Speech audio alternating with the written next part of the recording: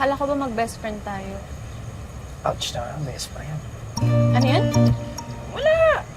Ibig kong sabihin, oo naman, bestie. Pero bakit sinekreto mo lahat ng to? Nagpanggap kang mahirap, tapos may ganito ka palang rest house. Kahit sa akin, di mo malang kaya magpakatotoo. Hindi man ako nagsinungaling. Hindi ko lang sinabi. Eh, ano ba talaga yung totoo sa'yo? Yung siya na kilala namin, or itong kaharap ko ngayon na senyorito? Kahit kailan, di ako nagkunwari sa nakikitungo ko sa'yo. I mean like, sa inyo, sa atin, tayo lahat. Baliktad pala tayo, no? Ako, nagpanggap akong mayaman.